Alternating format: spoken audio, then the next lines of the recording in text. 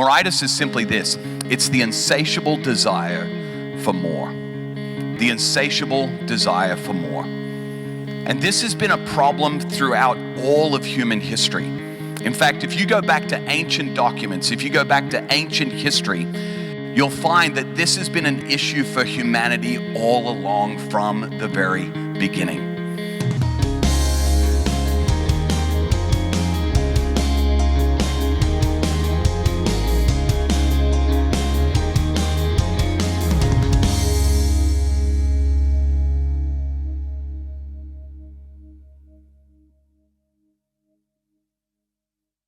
I'm senior pastor here, and it's a huge welcome. If you've just walked in, welcome to Lifepoint Church. You're in the right place. In case you're wondering, you're in the right place. Hey, we're in a new series at the moment. It's called the emphasis on ruthless elimination of hurry.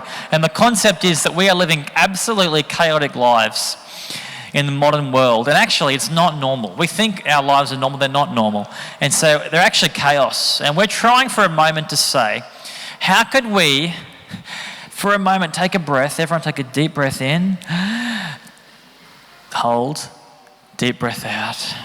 How can we slow down and live at a pace that actually, as followers of Jesus, and that's what we do at Lifepoint, we're a church, how can we actually go the same pace as Jesus? And what are some practices in his life that actually inform ours? So last week, can anyone tell me, if you were here last week, what did I preach on?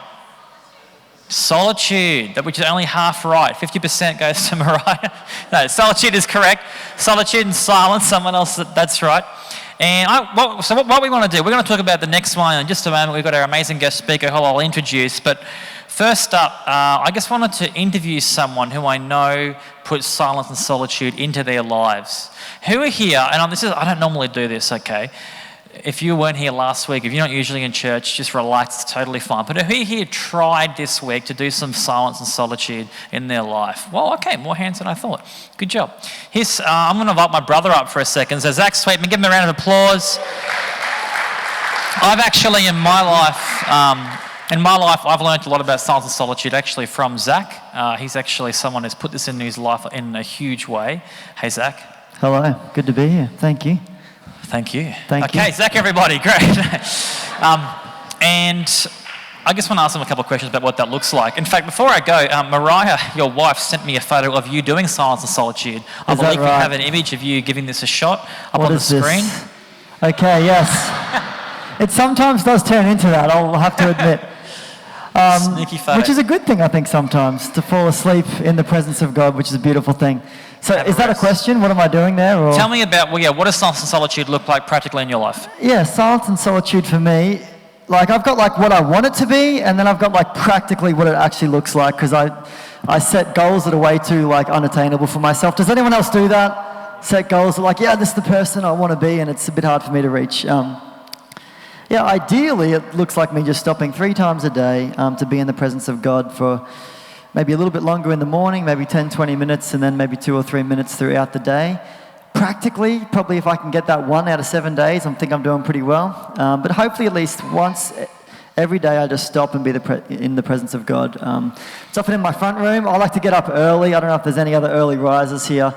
And then by the time I get to my solitude, it's almost nap time for me. So if I'm kind of deep in it, sometimes I can fall asleep. But generally, it's just me being in the presence of God. I might just sit and pause and wait for God to speak. And sometimes it's really beautiful and God might say something really powerful. Other times it's quite dull and boring. But I'd say I don't know about you, you feel rushed and you feel hurried and you feel like there's lots of stuff to get to in your day, and you feel like by stopping, that's only going to hold you back from what you have to get done. Does anyone feel like that sometimes? Yeah, it's going to hold you back.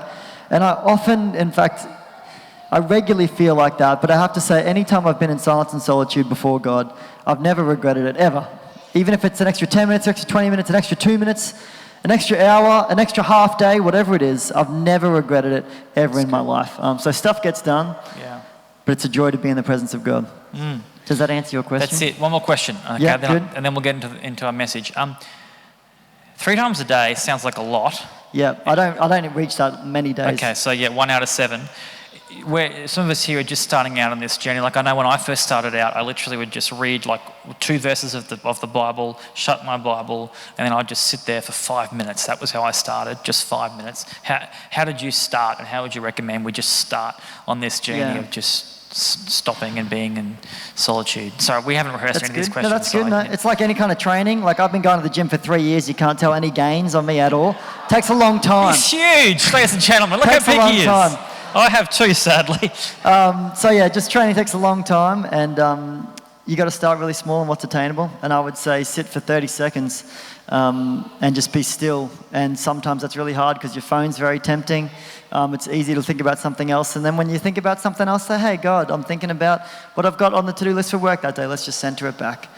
So start with 30 seconds, then a minute, then 2 minutes. That would be kind of what I would say. And I would also say it goes in seasons. Like my time with God at the moment, it feels more difficult than it did last year. It just feels a bit harder. Really, and I can't even explain why that is to everyone here. Yeah. But solitude for me at the moment is feeling more difficult than it did 12 months ago. And that's just part of the journey with God. There's ups and downs with it. But I've never regretted it. Never regretted it. Weren't you doing like nothing 12 months ago? I did have 6 months off, but that was probably beautiful. why. Yeah, that's probably why. Nothing on the to-do list was nice. That's also So good. Hey, can we just thank Zach for sharing a little bit of his heart and his journey? And can I say, and I've known Zach from a very young age, can I just say, Zach is someone that, like, solitude and silence doesn't seem like it's doing anything by its very nature. It seems like nothing's happening, but actually something is happening. And I've witnessed it in you, bro, over the past like 3 years, 4 years. There's just a deepness. You got a deep well with Jesus, and it does work. It just works very slowly, and it takes a very long time. So thank you for persevering in that and sharing that. Okay. I know we're not experts in silence and solitude yet, but we are moving on to the next practice, which is absolutely beautiful. I'd like to invite a very good friend of mine. He actually is the Australian director of a network called the Irresistible Churches Network, which we're part of. It's basically churches that just say, we want to be a church, not just for church people. We want to be that too. We want to be a church where anyone can come, any kind of background, any kind of faith, any kind of religious experience. Everyone can come and actually hear about Jesus. So that's what he does, and he's taught me heaps. So can we just put our hands together for Jason Perkins, who's going to come and speak. Can I just pray for you real quick? Yeah, let's do it. Hey, Lord, as we just come to hear from you, really, Jesus, open up your word, hear what you want to say to us, and God, just in a chaotic world, may we just stop for a moment, and would you just use this time? All of us have actually taken a slice of time out of our hectic lives to come together, and we want, we just want to hear from you, God. So I just pray that you might just use Jason's words to just, show us the path to a more beautiful life, for a life with you, God. I pray in the name of Jesus. Amen. Amen. Thanks, mate. I wasn't planning on saying this, but you guys are talking about silence and solitude. Just kind of to unpack it a little bit more, I oftentimes refer to it as the gateway drug to abiding in Jesus.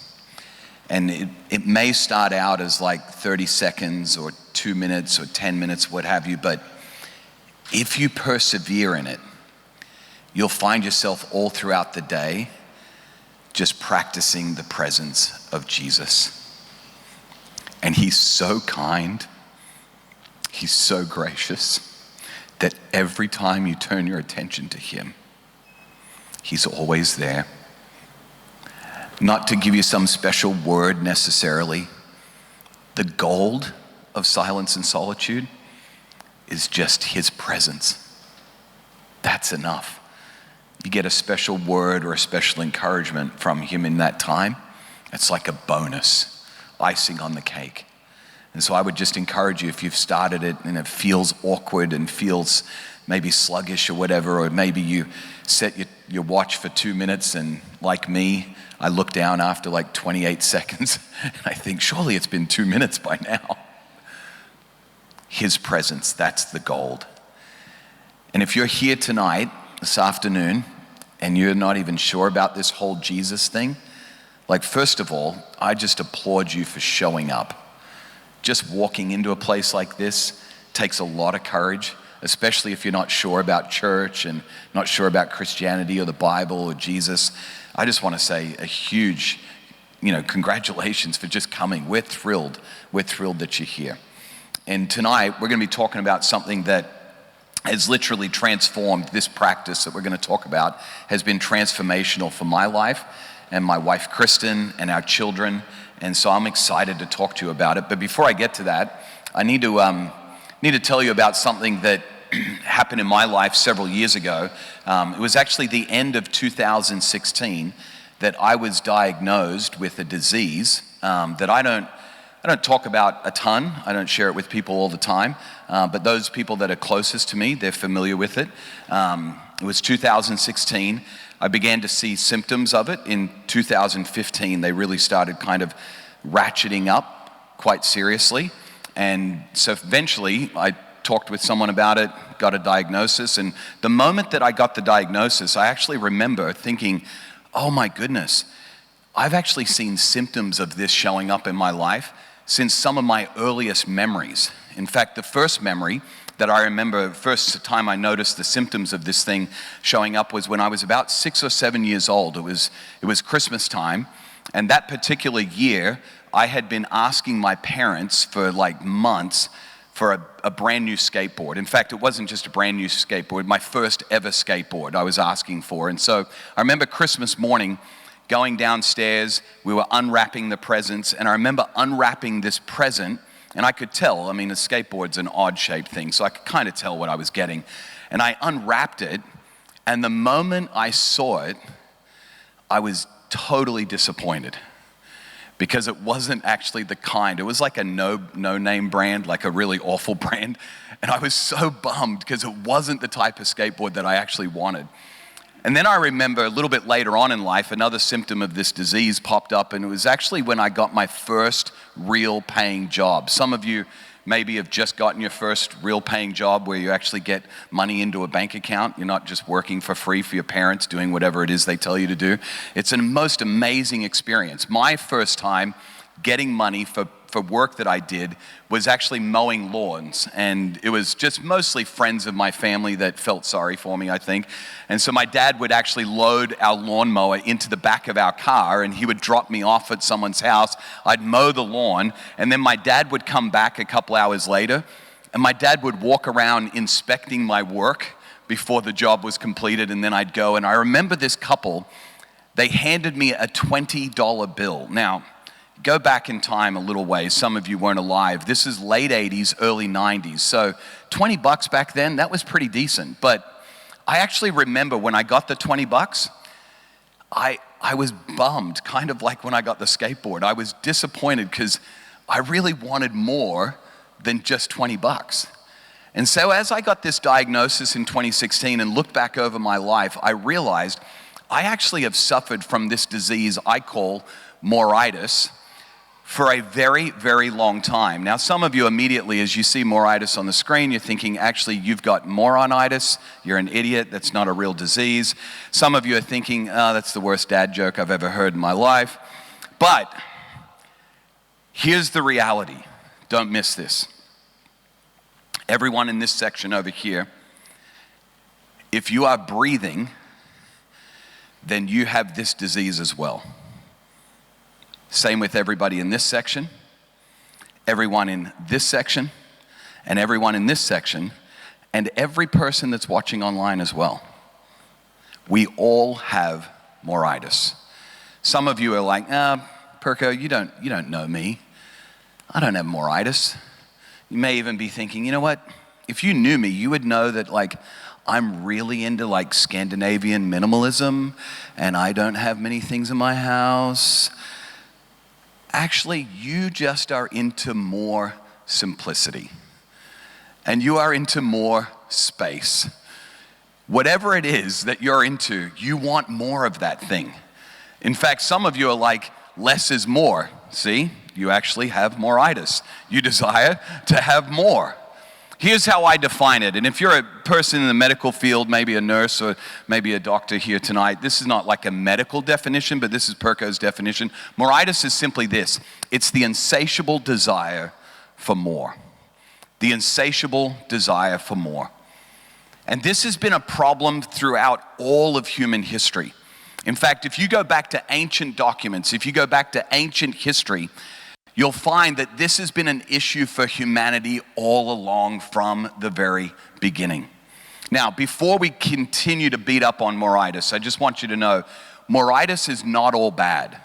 It's actually not all bad. The fact that you want more is actually probably connected to the reason you're here tonight. Some of you came tonight because you desire, there's something inside of you to have more of a relationship with God. Many of you came tonight because you desire to have more of a relationship with Jesus and perhaps to live a life that is more like Jesus.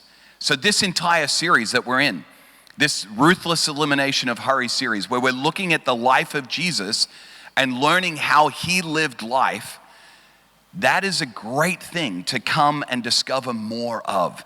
Some of you maybe came tonight because you have this desire inside of you to discover, is there actually more to this life? Is there more to this life, and maybe there's a God out there? Maybe this Jesus thing, maybe this Bible thing actually has some answers. Because of moritis inside of you, it actually can lead to some really great things. There was a guy, an ancient Jewish king in the nation of Israel. He was actually the third king of Israel, a guy named Solomon, who did an incredible job of kind of trying to figure out if more would actually lead to a life of meaning. In fact, he spent most of his life kind of as what I would refer to as an R&D project. He was like doing a ton of research to figure out if you get more of things in life, will it actually help you to find the meaning of life? And he went after it all. Like if he lived in 2023, he would have had more Teslas than anybody else on the planet. Back in those days, it was camels, and so he had more camels than you can imagine. He was a guy that loved life and he loved women. And so if you read his story, you'll find out he had more women than any man could possibly handle. Like, let's be honest, guys. There's no way we could take care of the needs of that many women, but Solomon, he tried to figure it out. He went after more of everything. And here's what he did. He actually wrote kind of the summary. He wrote the summary of his findings from this research project of trying to figure out the meaning of life into an ancient book called Ecclesiastes. Now, I just want to warn you really quickly. If you read the book of Ecclesiastes, first of all, if you've never read the Bible before, I wouldn't recommend starting with the book of Ecclesiastes, all right? Now, even if you have read the Bible, I still would just warn you, it's probably one of the most depressing books you can ever read, okay? Honestly, it's one of the most depressing books. Now, if you're over 40 years old or over 50 years old, you read it and you go, oh yeah, that's real life, folks. But if you're younger than that, it's depressing. So I just want a word of warning to you. But in this book of Ecclesiastes, Solomon writes these words that really describes this issue of moritis. In fact, they're up on the screen already. He says this: God has placed inside all of us this issue of moritis as a sense of divine purpose that's put in the human heart. It's a mysterious longing, and I love this. He says, which nothing under the sun can satisfy. Remember, Solomon has tried it all. He's used moritis to the nth degree to try and be satisfied. Yet he discovered that nothing under the sun can satisfy it except for God. See, moritis is actually something that God has placed in every human heart. And it's something that he put there so that you would ask big questions like, surely there's more to this life than just getting up in the morning, going to work, coming home, paying your mortgage, going to bed, getting up the next day, going to work, coming home. You get the routine. He placed in our heart this desire of wanting more so that we would ask big questions, and ultimately it would lead us to discovering that actual meaning in life is discovered only through one thing, and it's a relationship with God. So as we talk about moritis, I know that for my own life, if we don't find a cure for it, moritis can actually be something that will eventually destroy your soul. it can wreak havoc on your soul. Because there's always something more that you don't have that you can go after. When you build a big company, there's always somebody that has a bigger company than you. And even in the church world, for somebody like me who lives in the church world where I work with church leaders all the time, Dan would attest to this. Doesn't matter how big your church gets, there's always somebody with a bigger church. Doesn't matter how many volunteers you have, there's always a church that has more volunteers or more giving or more whatever it is. But God actually, in the beginning of time, He created something that I believe helps to cure this issue of moritis in our lives. I want to take you back to the very beginning and just kind of recap the story in Genesis. And if you don't believe in the Bible, I just want to let you know that even if you don't believe this part of the Bible story, it doesn't mean you have to give up on Christianity or church altogether. In fact, as I read this account, as I read the beginning account of Genesis, some of the things that you read are a bit of a stretch. It forces you to think outside the box. But here's the reason why I go with the original account of what the Bible says happened in the very beginning. The reason I go with it is because there was a guy named Jesus in the first century who came along. He predicted that they would actually crucify him. He predicted that they would kill him. He predicted that he would be buried. And then he predicted that he would come back to life again. And then he pulled it off. He pulled off the whole thing.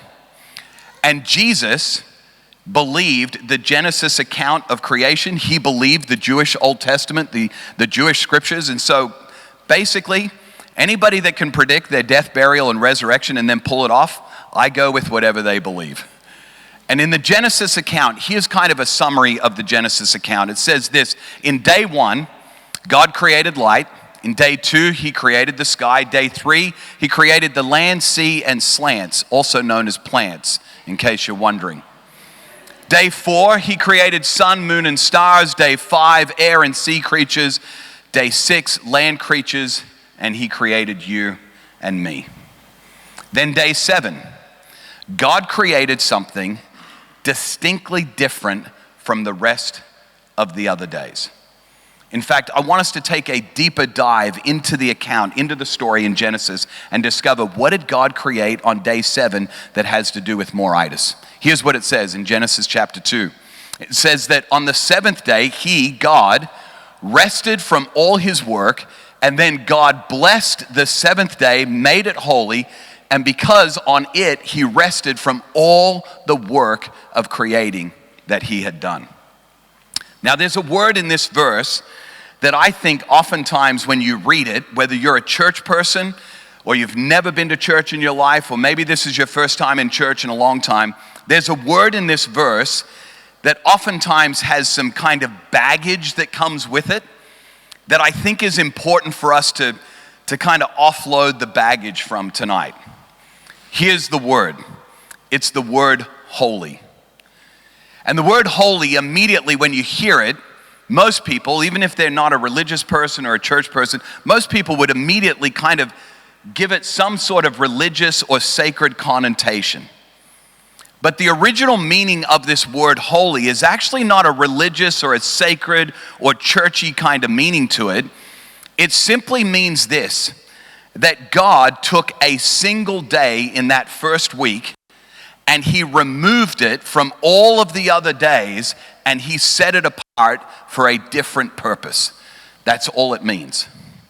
Now, to give you a bit of an illustration of this, I want everybody to look up here on the platform carefully at my shoes.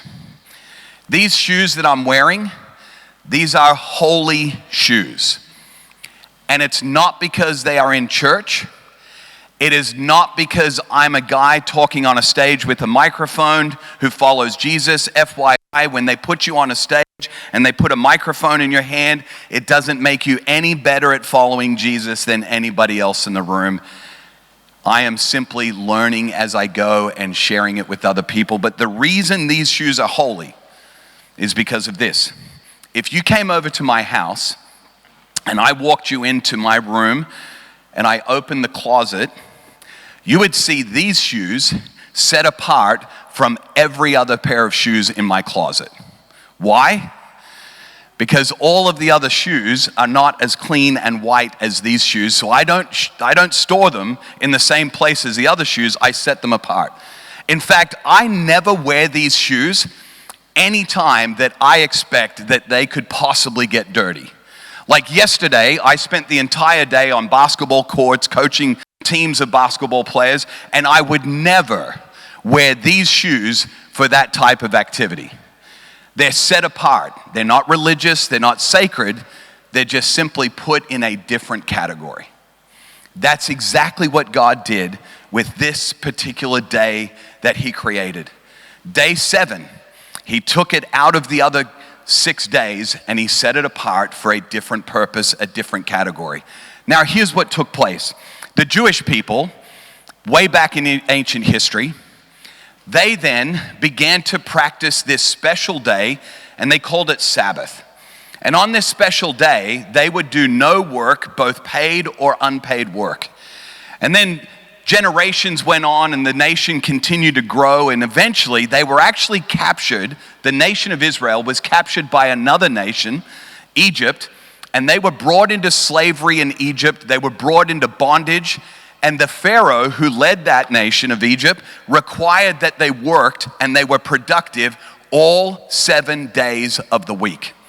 Every single day they would get up, do whatever was required of them, and they would do it without a break every week, every single day of the week.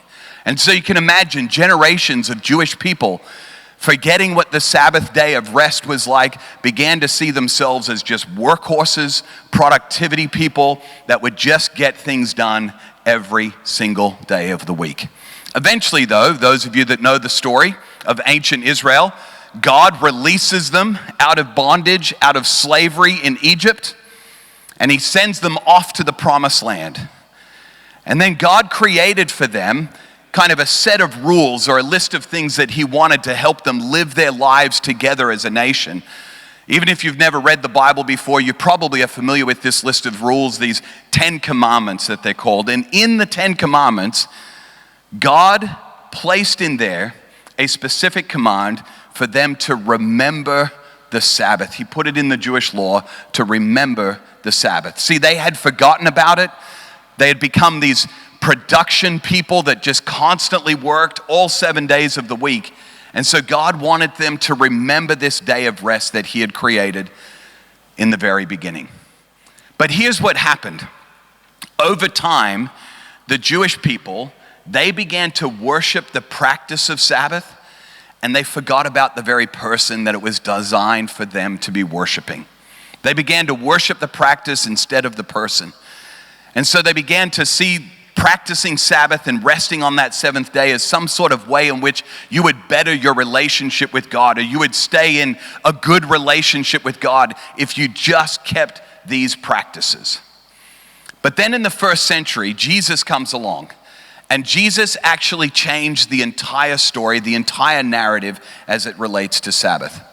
I want to share with you a story of Jesus and his closest followers, his disciples, as they were walking through a field one day during the Sabbath. Mark, one of those followers, he recorded it in this way. It says this, that one Sabbath, Jesus was going through the grain fields, and as his disciples walked along, they began to pick some heads of grain. At which at first reading, I imagine you're probably reading this thinking, okay, not a big deal. I've walked through the bush before, I've picked a flower or two, or I've picked up a rock and I've thrown it at something. What's the big deal? But this is a huge deal to the religious leaders in the 1st century. They, the Pharisees, actually said to Jesus, look, why are your disciples doing what is unlawful on the Sabbath? Now Jesus, brilliant communicator. Jesus is just so wise, so shrewd. He knows how to respond to these guys in such a way that they'll lean in and they'll pay attention to the lesson that Jesus wants to teach. Here's how Jesus responds. He says this. He answered, have you never read what David, now key guy in the story. Remember back, I talked about the guy that did the R&D project of trying to find the meaning of life, King Solomon. This is Solomon's dad, David. These guys all would have respected David, and so he puts him in the story. He says, have you never read what David did when he and his companions were hungry and in need? In the days of Abiathar, most of you, Abiathar is meaningless to all of us in the room probably. But everyone listening to Jesus accusing his disciples of doing something horrible on the Sabbath, all of them would have been leaning in. David, oh yeah, we respect him. Abiathar, that's our guy. Says, look what Abiathar did. The high priest, he entered the house of God and ate the consecrated bread, which is lawful only for priests to eat, and he also gave some to his companions. Oh, Abiathar, you wicked man. What are you doing on the Sabbath? These guys are all now leaning in. They respected David. They respected Abiathar. Jesus has got them right where he wants. And then in the next moment, Jesus says something which is a game changer when it comes to Sabbath.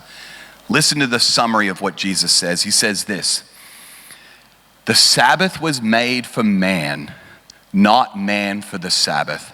So the Son of Man is Lord even of the Sabbath.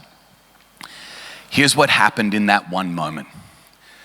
Jesus took something that for thousands of years, Jesus took this practice of Sabbath that for thousands of years had been seen as a have to or an ought to or a should do. And in that singular moment, Jesus turned it from an ought to, have to, ought, should do.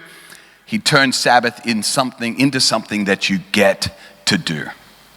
He turned it into a gift, not some religious act that everybody feels the weight of, that you have to carry around with you, and every week you have to stop for an entire day, some burden to carry, but Jesus turned it into a gift, something that we get to do.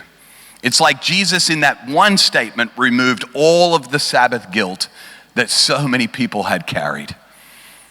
So you might be asking the question, you may be wondering, first of all, what the heck is a Sabbath? What does it even look like? You may be asking the question, what do you do on Sabbath, Jason? Do you just sit down with your cup of tea? Those of you that know me, I'm a coffee drinker, Greg. No shame for the non-coffee drinkers. I don't drink coffee either. I'm a tea drinker.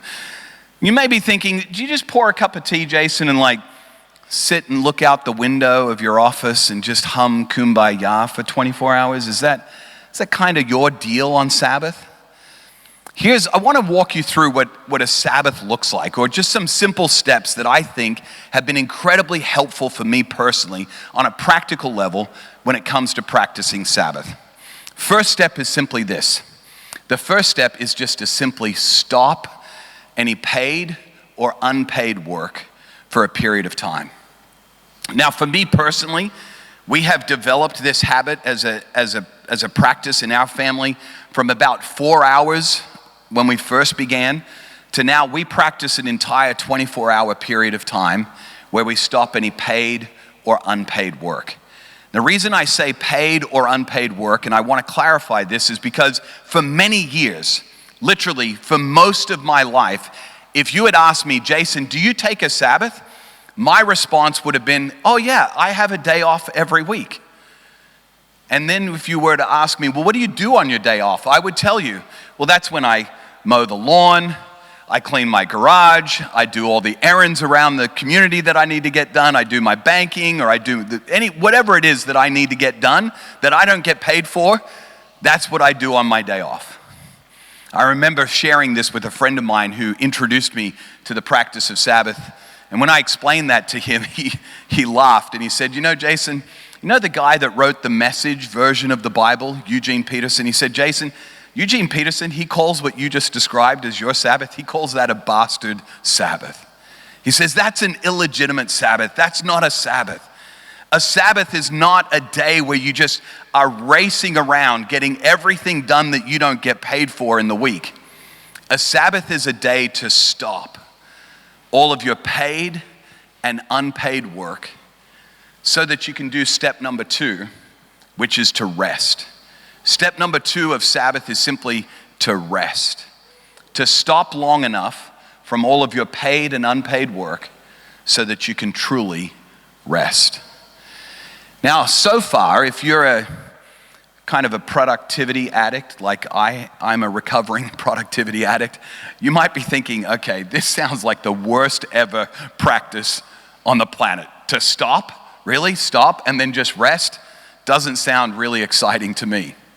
But this next step, I want to tell you, is my favorite step of all of them. And maybe it'll become your favorite as well. Step number 3 is simply to delight. I want to invite you to grab the little card that was on your seat. You might be sitting on it still, so go ahead and pull that out if you're sitting on it. And I want to walk you through a simple little exercise that has been super helpful for myself and literally hundreds, even thousands of leaders as it relates to delighting in Sabbath. And it's a simple tool, a simple exercise called the replenishment cycle. Here's how it works.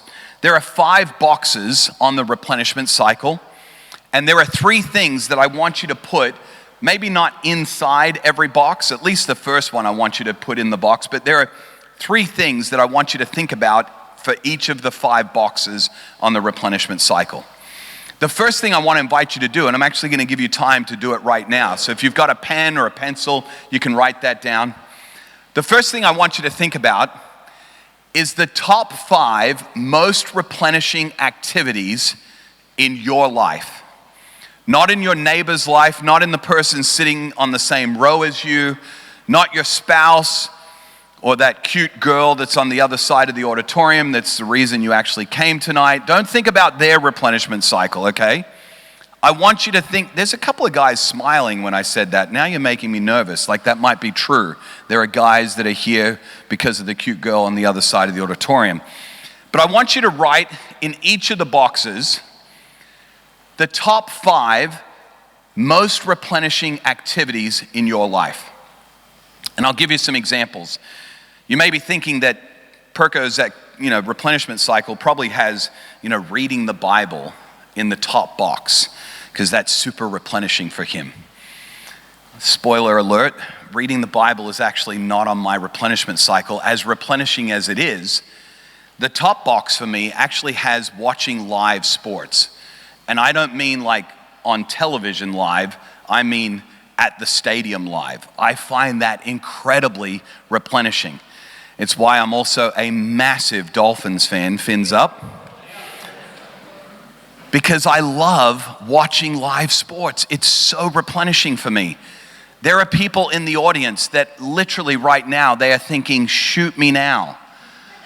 2 hours, okay, don't laugh out loud because that points you out. But you're thinking 2 hours in a stadium? Couldn't be anything more draining than that. My wife on her replenishment cycle, this is super fun. She has caring, on one of the boxes on her replenishment cycle is written, caring for the indoor plants in our home.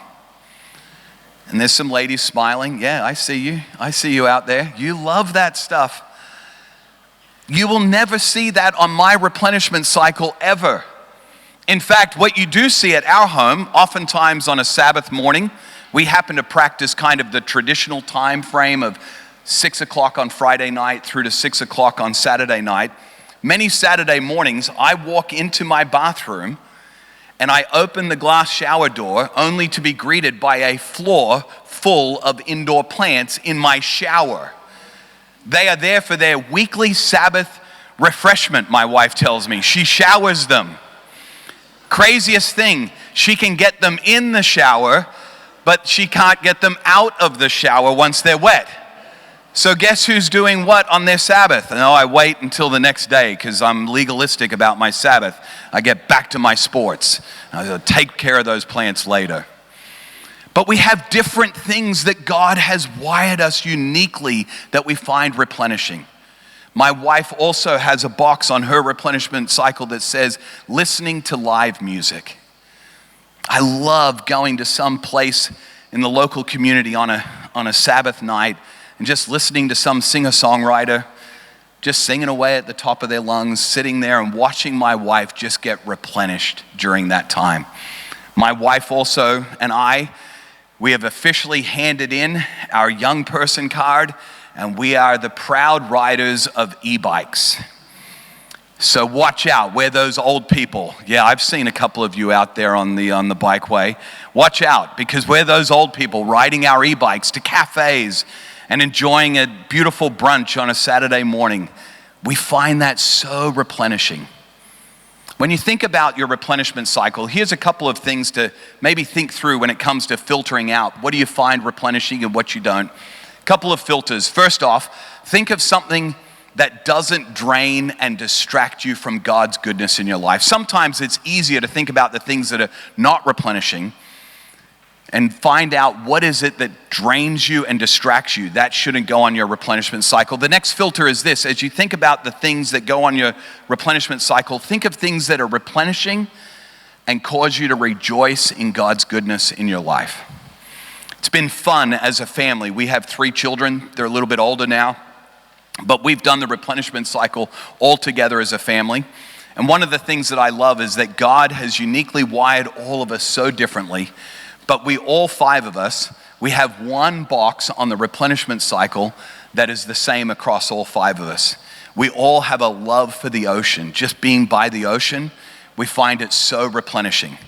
So oftentimes now as we Sabbath, our kids are older and so our schedules are a little bit different. But when we get the opportunity to do it on Sabbath together, we love to go to the ocean for a few hours, and we just find that so replenishing. So what are your top 5 activities? And then I want you to think about, as you prayerfully consider this, what does the frequency and the duration of those activities look like? Like, how often would you need to get to the ocean to feel replenished? For my wife and I and our kids, we would probably say at least once a month, and at least for, say, 2 to 3 hours. So what's the frequency? What's the duration when you think about that? The final step of Sabbath, step number 4, as we land the plane of Sabbath, is this simple step of contemplation. Just contemplate. Contemplate God's goodness in your life as you experience His presence during Sabbath. Just simply reflect on the day. Oftentimes I'll grab my journal, or maybe my wife and I will just sit and chat through the day and say, where did we see God coming and showing His goodness in our life today? And just rejoice in that and celebrate that and thank God for it. So stop, rest, delight, and contemplate. I want to give you a couple of warnings before you launch into this practice of Sabbath. Here's the first warning. Choose to practice over perfection. When you start to contemplate your Sabbath, you may fall into the trap, as I have done so many times, of saying, was this a good Sabbath? It's a gift. It's not a test. It's a get to. Remove the Sabbath guilt.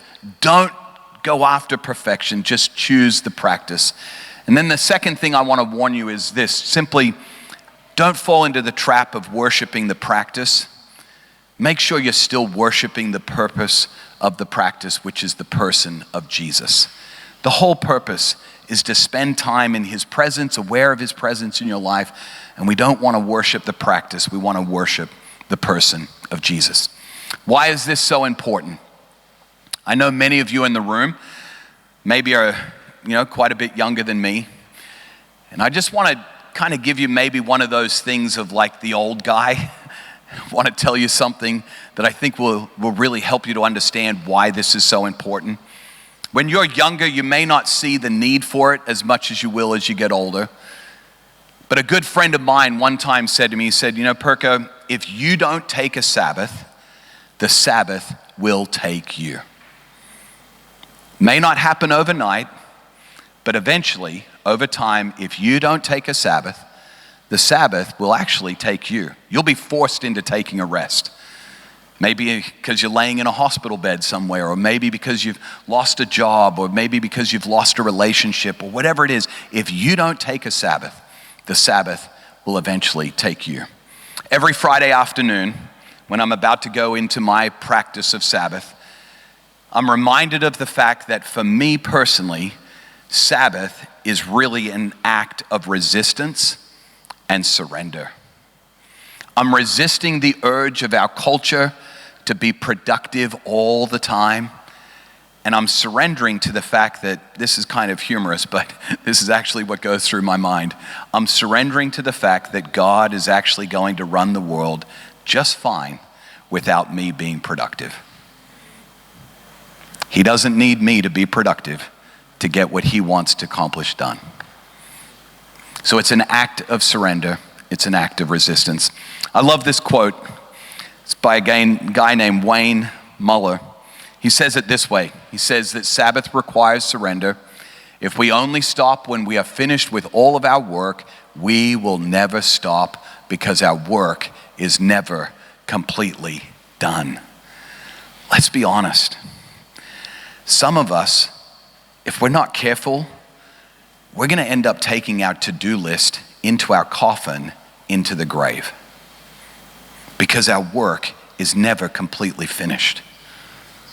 And then he goes on to say, if we refuse to rest until we are finished, we will never rest until we die. Sabbath dissolves the artificial urgency of our days because it liberates us.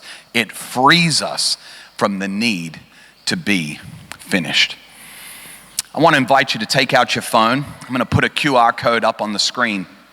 If you'd like a digital version of this little card, maybe you prefer a digital version, or maybe you want to share it with somebody else, or maybe you want to do it with a partner or a spouse, or with your entire family. You want to do this together. Go ahead and scan that QR code. You'll be able to download the PDF straight to your phone.